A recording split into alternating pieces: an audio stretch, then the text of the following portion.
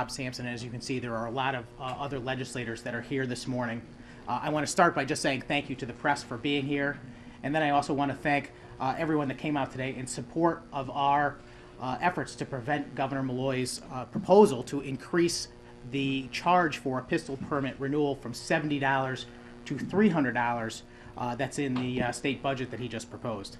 I just want to note that that fee was only $35 just a few years ago, so it appears that Governor Malloy may be shooting for a record. Shooting? The last thing we should see is the most powerful person in our state using his office to target a group that he disagrees with politically. I think it's a genuine shame, and I think it makes him look small and petty. The good news is that we have a group of legislators and people, both Democrats and Republicans, opposing this fee hike here today, and we are not going to let it happen. And to kick off the speakers, I am going to turn it over to my good friend Scott Wilson, who is the president of Connecticut Citizens Defense League. It's all yours, Scott.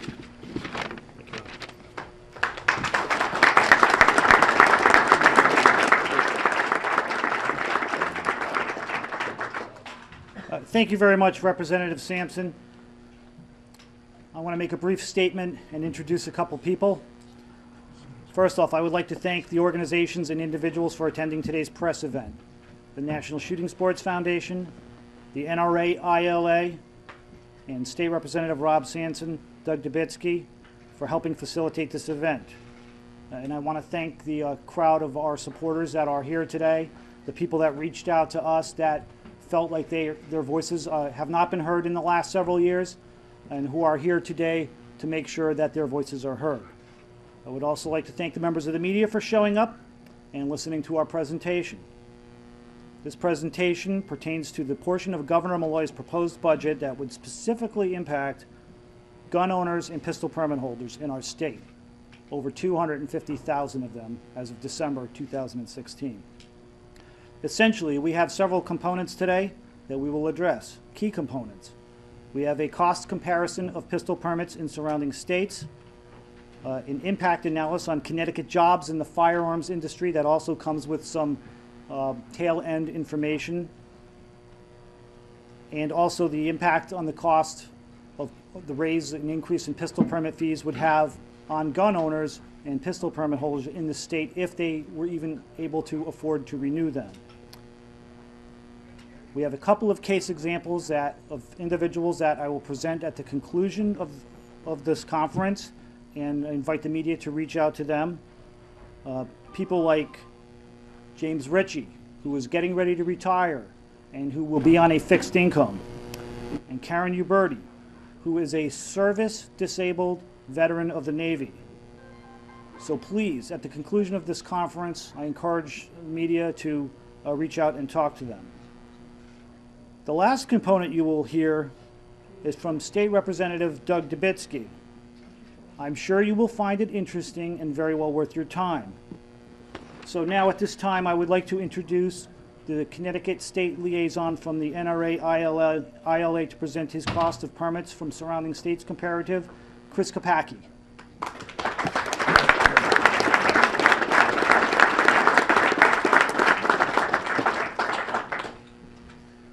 I'm Chris Kopacki with the National Rifle Association, the Connecticut State Liaison.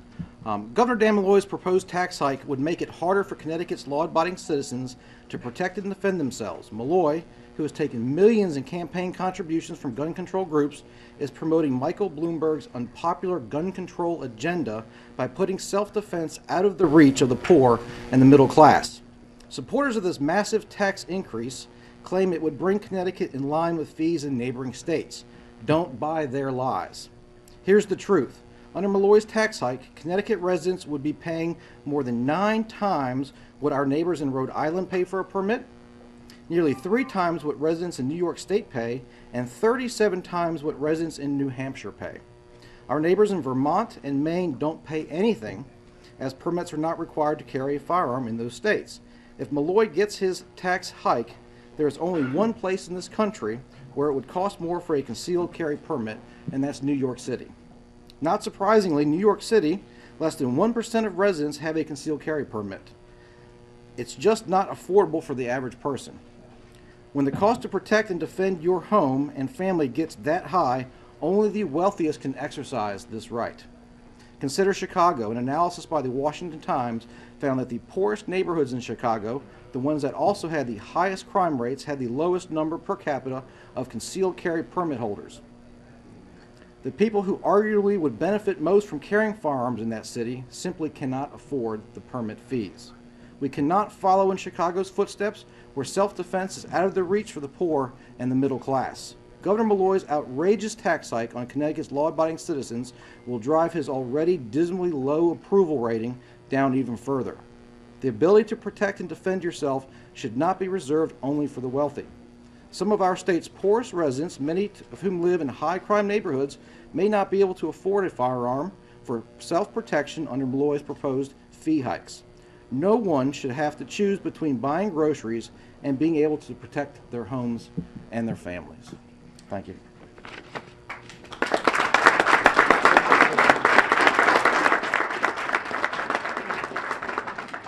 Just a quick point here. At the conclusion, we're going to do a short Q&A, and Chris Kopacki, Doug Dubitsky, Jake McGuigan, and myself will be available for questions before we close, and you can talk to our two individuals that are here today. Up next, I would like to introduce from the National Shooting Sports Foundation, Jake McGuigan with some facts and figures. Thank you, Scott.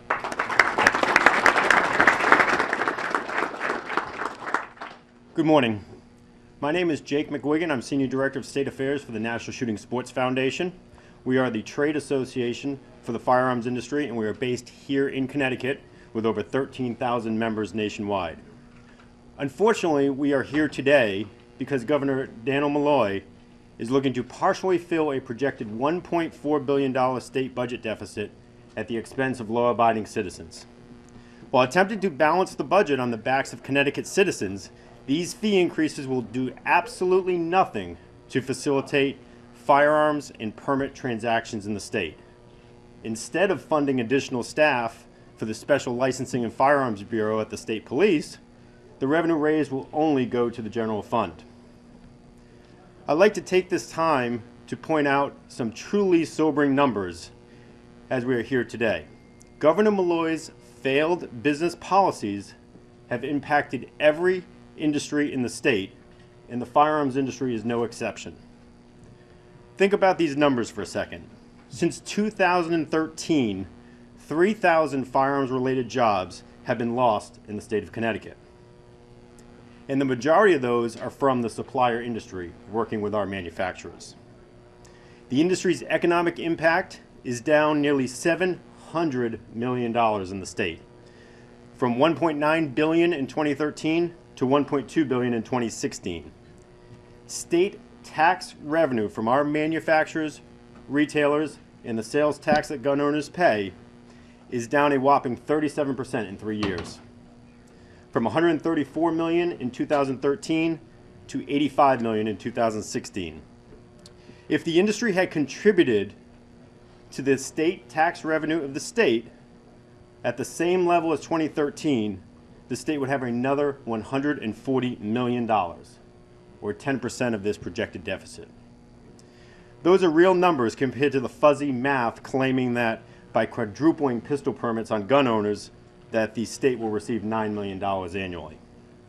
These increases will serve as de facto limitations on our law-abiding citizens in their ability to exercise their right to keep and bear arms, which is protected by the U.S. Constitution and even more strongly in the state constitution. Governor Malloy's inability to balance the budget, even after 2 record tax increases during his terms in office, should not be reason to once again attack our industry 3 years later. Thank you.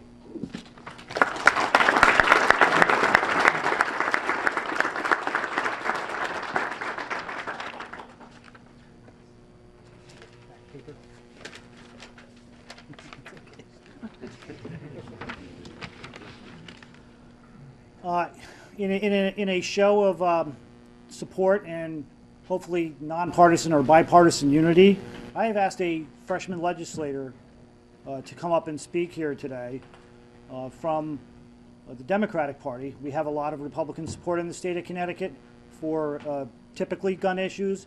There's a lot of, or more support these days, at least in this legislative session, for opposition to this bill.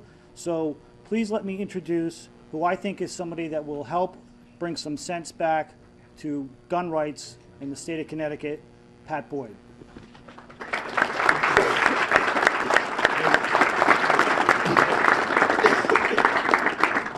Good morning. My name is Pat Boyd. I represent the 50th District, which is 5 rural towns in northeastern Connecticut. And the reason I wanted to add my voice today is I don't believe that this is a partisan issue, and it should not be a partisan issue. Gun owners in the state are not first identified by party. They're gun owners. They're doing the lawful process to go forward. And I know with all the legislators behind me, we've gotten a lot of conversations with our constituents. And they're Democrats, Republicans, Independents.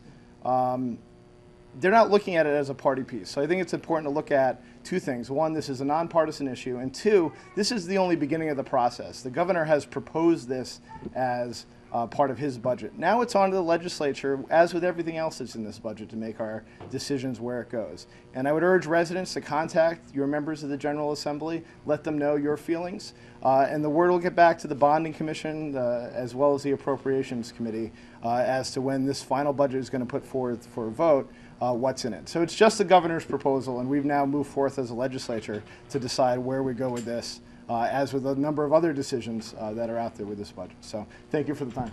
Thank you very, very much. Thank you.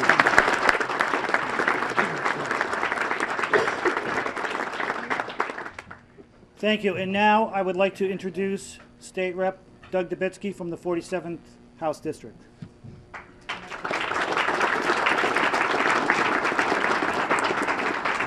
Thank you. The governors and his speakers and his surrogates have made it clear that the purpose of this tax increase is to generate revenue, is to help fix the hole in the massive hole in the budget. And what he's doing is he's doing that on the backs of the poor. All around this country, states are going away from pistol permits altogether, and they're going to constitutional carry. In the last few years, 11 states have enacted constitutional carry where people don't need to ask the government for permission to exercise their Second Amendment rights. In New England alone, we have Vermont, who has had constitutional carry for many, many years. In 2015, Maine went to constitutional carry, and just last week, the New Hampshire legislature voted overwhelmingly for constitutional carry, and that is apparently going to the governor and may be signed in the next few days. So Governor Malloy is on the wrong side of history and frankly on the wrong side of the Constitution. It is unconstitutional to raise money by charging a fee on a constitutional right. It's not just me that's saying it, and it's not just gun advocates that are saying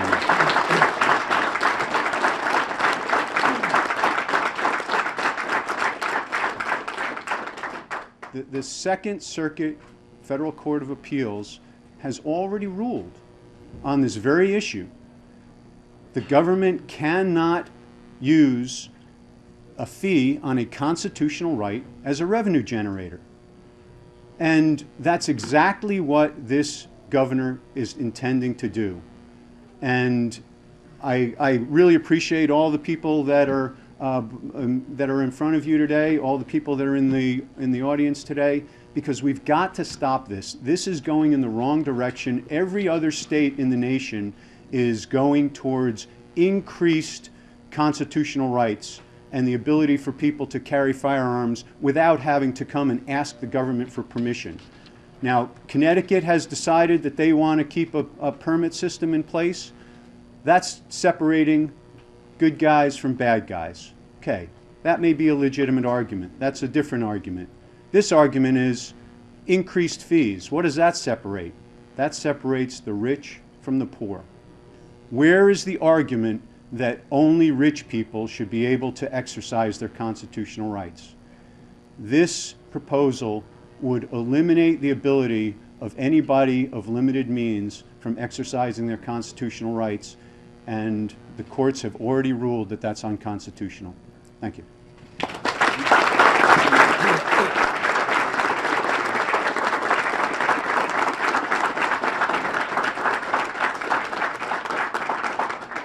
Thank you very much for the presentations by the NRA, ILA, the National Shooting Sports Foundation, Doug Dubitsky, and at this time, I guess I want to open it up for some questions for Doug, Chris Kopacki, Jake McGuigan, and myself, if there are any. I have a question for Jake. It seems like it might be disingenuous to compare the year 2013 for firearm sales to any other year, because that was, after all, the year when there was such a tremendous drive for more gun restrictions, not only in this state, but in other states. You wouldn't expect to have a year like that every year. Actually, what we're comparing that is essentially after the legislation was passed here in Connecticut. We're not comparing it nationwide to what happened in other states and obviously the surge, but this was Connecticut-based after the passage of the It was a surge it would be just like if they said you won't be able to buy automobiles anymore. Automobile sales would go way up. Correct, but the wouldn't expect legislation that to last passed forever. in March of 2013, Right. so you had about another 9 months where. Right. What I'm saying is it would be unreasonable to assume that you would have more years like that. So when you say that there's Actually, if diminished you look at the revenue- industry as a whole from 2012 to 2016, we have had tremendous growth. Actually, we are going to be releasing our economic impact numbers, and the industry nationwide is a $51 billion industry, which has increased since last year. A number One of, of the lawmakers, somebody's probably been up here for a deficit rodeo before. Fees get increased plenty of times as a way of dealing with these budget gaps. So do you think it's realistic to expect that there won't be any kind of increase in a pistol permit fee? And what would be a reasonable range of increase in somebody's view up there? Bob, do you want to answer that? I'll just jump in and say that, as I mentioned in my opening remarks, the fees for lots of things in the state were increased just a couple of years ago in a previous Malloy budget. He doubled almost every fee and permit. I'm a real estate agent and an insurance agent. I had to pay increased amounts there. Pistol permits went from $35 to $70. And in this budget, the only fee that's increased is pistol permits. In fact, I understand that there is a provision in Governor Malloy's budget to examine fees going forward to see if they are in line. And I just don't understand why he would single out this particular group and to increase it at an exorbitant amount. I mean, to go from $35 just a few years ago to $300, a tenfold increase in a short period of time, it seems very clear to me that he is trying to single out his political enemies. And regardless of how you feel about guns or any other industry, that should concern anyone. That someone in a position of power can say, just because we don't like these constituents, we're going to single them out and punish them.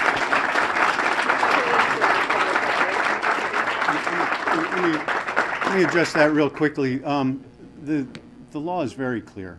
The courts have already ruled on that very issue. You can't just make it up. You can't charge more than it costs to administer the fee. So you can't use a fee on a constitutional right to fill a hole in a budget elsewhere. They're And saying the background, So, for the so background if- check, excuse me, they're saying in your own OFA synopsis Yeah. that the fee for, at least the administration list, I believe that the assertion would be that the fee for the background check is not covering the cost involved. That's what your own budget analysts have said, so I can't speak to the other fee, but they certainly said that about the background check. so in regards to the deficit rodeo that you referred to, so you have two of both the ranking member of appropriations and one of the co-chairs of appropriations, and we believe that there are other ways for us to derive revenue that does not target one particular fee over another fee. I may not be of the same opinion that the governor is targeting political enemies. That would not be my opinion, but to target one fee over another fee is what I would consider to be inappropriate. And I think that both Representative Chabran and I from two different sides of the aisle look at this slightly different. So, Representative Chevron. Just to kind of cut to the chase and get to the question that you asked about fees. In appropriations this past week, I asked that very question. You know, if you're going to have a fee increase based on workload, how come I don't see any new staff requests in your agency?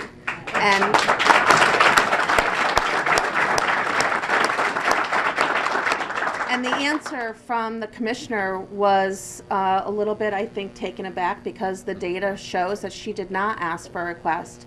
So as it regards to that workload, that's really an appropriations issue that I think both Senator Austin and I agree on. When it comes to background checks, you know, maybe that's a separate topic. You know, if they can say, hey, listen, there is an additional workload for background checks, I think that's reasonable. But the fee increase when you have 0 new staff in your department handling this for a so-called workload increase is not acceptable.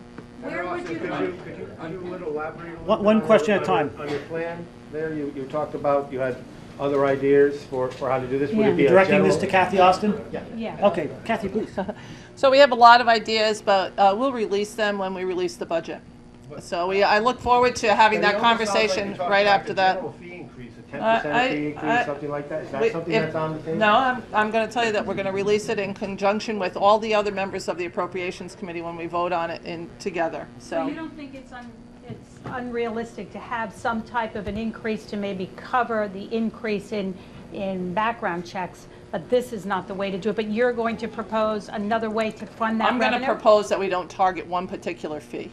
And I think that that's what this is about, targeting one particular fee that doesn't generate that much revenue when you look at it concretely over time. And I'm not going to give you specifics today. I'm just not. We're in the middle of the budget process, and you all know that. So I'm going to go back to the, as it was already referred to as the budget deficit rodeo. I like that term. I do like the term, and I'm going to use it a lot, and I thank you very much for that, but I'm not going to give you specifics today. I appreciate the questions, though. A number of other states that are more friendly to the Second Amendment, Kansas, Oklahoma, Arkansas, have all have higher gun permit fees than Connecticut. They're over $100. If the fee was to be in line with them, raising that fee in a step, if you will, would that be amenable, or does this fee need to stay what it is right now? You heard the crowd. What I will say is, when you look at all the initial startup costs to get a pistol permit in the state of Connecticut, you have to take an NRA basic pistol permit course in order to qualify. You have a 2-step system in the state of Connecticut. You can't just apply directly to the state. The only people that can do that, ironically, are non-residents of Connecticut. So once you pay your local permit fee of $50, and then have it jump up even higher, then you've got to go to the state. You need to pay for your background checks. You need to pay for your fingerprints. By the time you get to the state, you finally get your permit. The costs are going to be astronomical, and we already know what those numbers are. Now, once you've got your permit, you want to be able to go and purchase a firearm. You don't want to buy some, I'll use a term from the 1970s, a Saturday night special or some cheap firearm that falls apart when you shoot it. But, and just to touch back onto the governor's budget, when you have a firearm and you shoot it and you want to train to be responsible with it, you're going to buy ammunition. That's tax revenue for the state. If you do not have a pistol permit, you cannot buy a gun, you cannot buy ammunition, you cannot train with it. The loss of ammunition tax revenue, the loss of firearms tax revenue, the loss of revenue from gun shops that could potentially close if there's a severe fall off of pistol permit holders, that would impact Connecticut even more. So, I mean, that's realistically, the government's budget is not really well thought out from beginning to end. Thanks.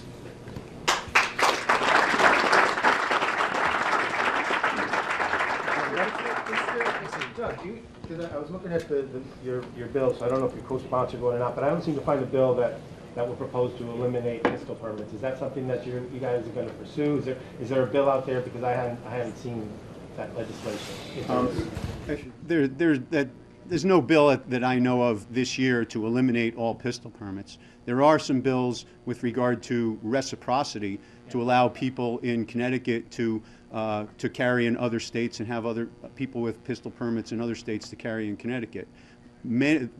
dozens of states around the country have that. We have, Connecticut so far has steadfastly opposed it. Hopefully that will have some legs this year. I presume that a fee that legitimately covers the legitimate costs of administering this is acceptable to all of your organizations. Well, it would be constitutional. The governor contends that the current system isn't paying for itself, but he doesn't show anything beyond that. Mark, just to be clear on this issue as well, in the Finance Committee we had an informational forum. Ben Barnes was specifically asked, why is this fee being raised? The answer was to bring it in line with other states, and I think the governor said the same thing. So I asked the question, what other states have this type of fee? He said New York City. Now, the last I checked, New York City is not a state, number one. Number two, he was then asked, what is the cost for administering these permits? They didn't have the information. They never did the analysis. So I think the question to ask the administration is, what is the rationale, the true rationale, for why you're raising this fee? That question hasn't been answered yet, and I think that's why we're standing here today, concerned and annoyed.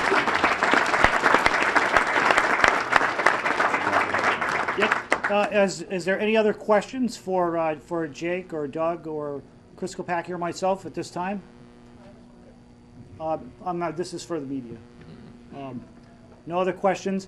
Okay. First off, I want to thank everybody for coming out, the tremendous legislators behind us right now that are here in support of opposing this budget by Governor Malloy. I would also, at this time, like to introduce you for the conclusion to Karen Uberti. And no, not just raise your hand. You can see her at the conclusion. And James Ritchie, who is over on this side. So I don't know if they want to work their way out of the room or come to the center after, but probably coming to the center or somewhere would be good. So anyways. Hey, Scott, before you conclude, can Mr. Kirkpatrick, yes, Mark, for the print people, spell his last name? Is there a list of all the speakers that have this? There's a handout. There is? Okay, I didn't get that. Thank you. And but could you come, because I forgot, you didn't mention Massachusetts in your listing of states in New England and their fees. What's the deal in Massachusetts? I believe Massachusetts is a 6-year, and I think it's a $100 permit fee. Can I ask Scott, Karen, would you feel uncomfortable coming to the podium if we ask some questions up there, and that way you come can on up, get Karen. rid of all of us at once? Let's move out of the way. Yeah. And James, come on into the center here. And again, thank you, everybody, from the Connecticut State Legislature.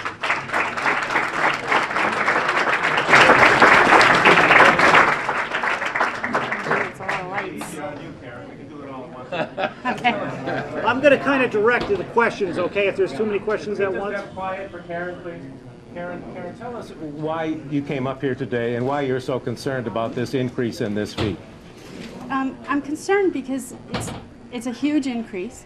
I'm already on a fixed income, and it was a lot of money to get my permit in the first place. It was a huge expenditure.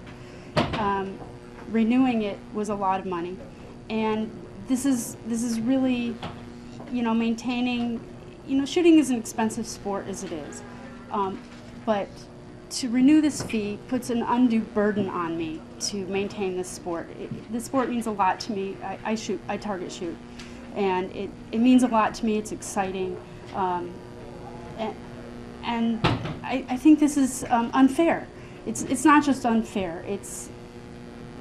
I don't know what the word is I'm looking for. Overreach? Yes, exactly. It's punitive. Punitive. And for something that we did not do. We're the law-abiding citizens, so I'm not pleased with this at all. I don't understand why we're being punished for something we did not do. And why would this be such a hardship? Because you're living I'm under on the a limited income. Right. I'm a service-connected, 100% service-connected disabled veteran, and on a very fixed income, and it's hard for me to juggle my bills as it is. I live in New Haven. I drove all the way up here to tell you that this is, I don't know why this is being put on us. I mean, I understand that the governor wants to balance the budget, but this isn't going to make a dent in the budget. So, he thinks this is going to make him look better, but it's not making him look better. was I supposed to say here? How do you spell your name? Uberti, like the gun.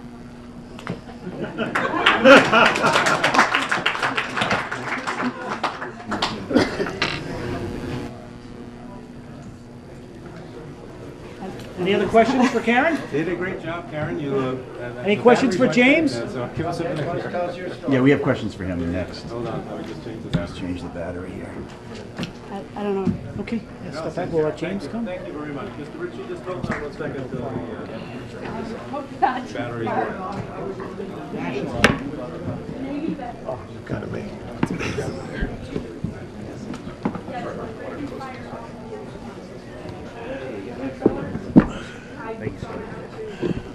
Mr. Ritchie, you told me you're from Bristol. I'm from Bristol. I'm just a year out from retirement. You're going to retire. I'm retiring. I'm also not just here for myself. My sister and brother-in-law are in their mid-70s, also have old age diseases. I have a 23-year-old daughter that lives in the house. We all have our personal permits, so does my wife. This is unaffordable. This is not going to prevent crime.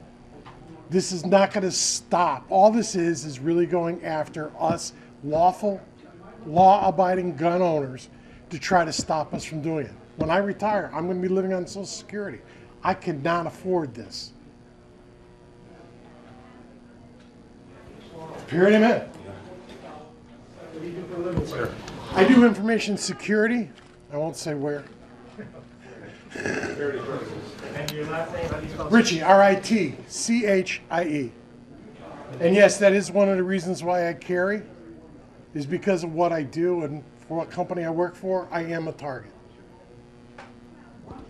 Well, thanks for helping us out here.